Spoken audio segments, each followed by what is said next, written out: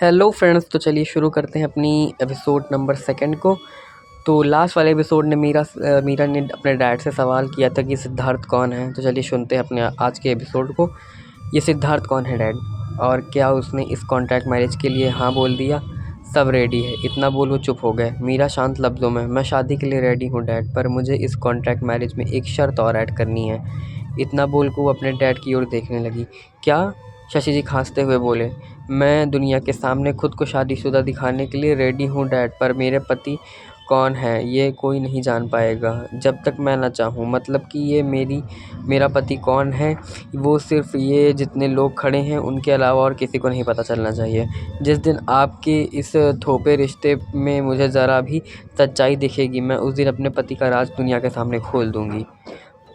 शशि जी ने रामू काका को फिर से कुछ इशारा किया। उनके इशारे को समझते हुए रामू काका एक बार फिर से कमरे से बाहर गए। थोड़ी देर बाद वो एक नए फाइल को साथ ले आए। आते ही उन्होंने पहले ही तरह उस बार भी फाइल मीरा के हाथों में थमा दी। मीरा फाइल खोल के देखने लगी।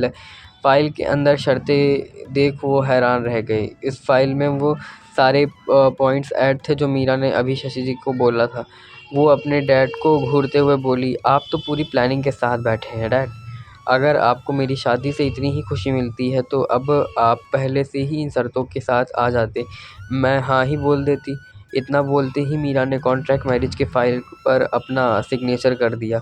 उसको इतना करते ही रामू काका ने उसके हाथों से फाइल ले ली और वो एक बार फिर से रूम के बाहर गए, और इस बार उनके साथ एक पंडित था जिसको देख मीरा चौंक गई। तभी मीरा ने देखा उस पंडित के पीछे पीछे 10-12 नौकर नौकरानियां भी आ रहे थे।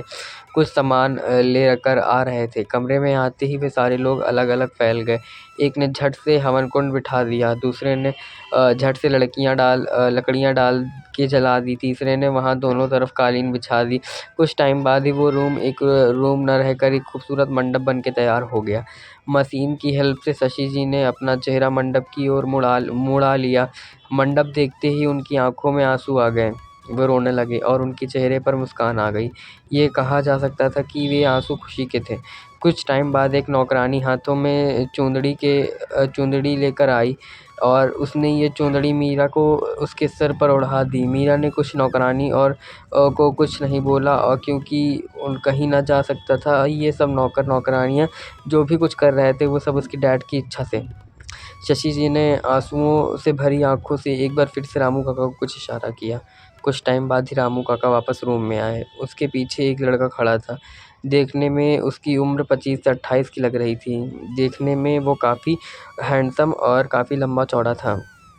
ये देख फिर मीरा चौंकते हुए आपने डैड की ओर देखने लगी। उसके डैड ने लड़खड़ाते हुए आवाज़ में कहा, इतने लोगों के सामने अगर तुम्हारा पति कौन है ये बता दिया तो तुम्हारे शर्त का क्या होगा?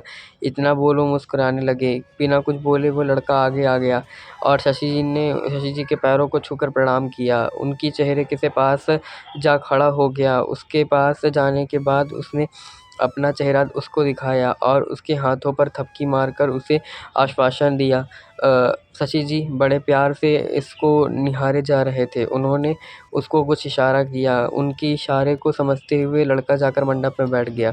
फिर बैठते ही पंडित जी के सामने बैठ गई और मीरा और उस लड़के की शादी स्टार्ट। और मीरा कब नहीं भाग सकती थी इस शादी नामक जाल से। अब वो अपने डैड की अंतिम इच्छा को पूरा करने के लिए उनकी अंतिम खुशी देना चाहती थी। मीरा आगे बढ़ी और जाके उस लड़के के बगल में बैठी। पंडित जी ने एक बार फिर से मंत्र पढ़ना शुरू किया। कुछ टाइम बाद ही उनको बोलने पर उस लड़के ने मीरा को सिंदूर लगा दिया, मंगलसूत्र पहना दिया। अंत में शादी संपन्न हुई। इतना बोल पंडित जी ने शशि जी की ओर देखने लगे। शादी संपन्न होते ही सुनते ही शशि जी के चेहरे पर बड़ी सी मुस्कुराहट आ गई। उन्होंने पंडित जी को जाने का इशारा किया।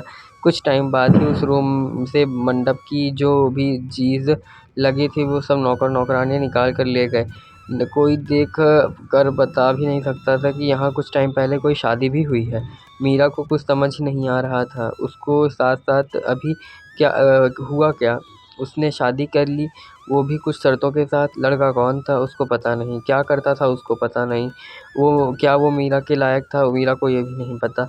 उससे बस इतना पता था कि मीरा को उससे बस इतना मालूम पड़ा कि अपने पिता की अंतिम इच्छा को पूरा करने के लिए उसने इस गठबंधन को बांध लिया। नौकर नौकरानी के जाने के बाद उस रूम में अभी सिर्फ शशि जी, मीरा, रामू काका और मीरा का असिस्टेंट कुमार बैठा था। शशि जी ने इशारे से उस लड़के को अपनी ओर बुलाया। वो लड़का जाकर उनके सामने खड़ा हो गया। शशि जी ने उसको इशारे से अपनी सेहरे को उतारने के लिए कहा। सेहरा उतारने के बाद जब वो मीरा ने उस लड़के को और देखा, तब वो अपने दिमाग पर जोर डालने लगी, इस इंसान को तो मैं पहले भी जानती हूँ, इसको पहचानने की कोशिश करती हूँ। चेहरे के अंदर के लड़के को मीरा ने आज से पहले कई बार अपनी कंपनी की ब्रांच में देखा था और वो इंसान करीब 25 साल का होगा। इसका मतलब एज भी छोटा मना कि वो दिखता हैंडसम था, पर मीरा के नज़रों में उसकी अस्तित्व नहीं थी। मीरा ने चौंकते हुए अपने डैड की ओर देखा और बोली, ये कौन है जिससे आपने मेरी शादी करवाई है? इतना बोल वो एक बार उस लड़के की तरफ मुड़ी और उस लड़के को तो जैसे मीरा के होने ना होने से कुछ मतलब ही नहीं था और वो ना ही मीरा के किए गए क्वेश्चन से उसने तो जैसे सुना वैसे ही उसने रिक्वेट कर दिया और वो बस दया भार से अपनी मासूम शक्ल से शशि जी को देखे जा रहा था। उसके एक हाथ बड़े से प्यार से शशि जी के सर को सहला रहे थे। वो घूर कर अपने डैड की ओर देखने लगी। उसको ऐसे देखते ही देख उसके डैड ने बहुत ही धीमे स्वर में कुछ बोलने का प्रयास किया, पर वो बोल नहीं पा रहे थे। तभी शशि जी ने रामू काका को इशारा किया, पर रामू काका बिना एक सेकंड देरी किए रेडियो की तरह बजने लगे। ये सिद्धार्थ बाबू हैं, पूरा नाम इनका सिद्धार्थ है। इनके पेरेंट्स ने बचपन में ही इन्हें अनाथ आश्रम में छोड़ दिया था, इसलिए ये बचपन से ही वहीं रहे। लगभग 2 महीने पहले ही साहब ने इसकी इसने मुलाकात हुई। वो बहुत पहले से ही जॉब के सर्च में इधर-उधर घूमते फिरते थे। इसी जॉब के लिए जब वो हमारे ऑफिस में पहली बार आए तो उनकी मुलाकात साहब से हुई। साहब ने इनको अकाउंट डिपार्टमेंट समझा दिया, अकाउंट डिपार्टमेंट में नियुक्त कर लिया। इतना बोले रामू काका चुप हो गए।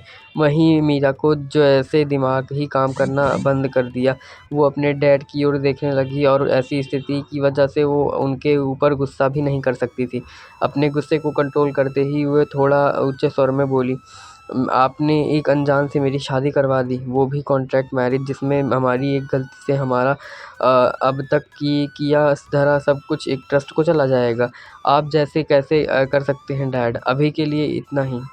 चलिए, अगर इसके आगे की स्टोरी आपको देखनी है तो देखिए हमारा next episode. Radhe Radhe, thanks for watching.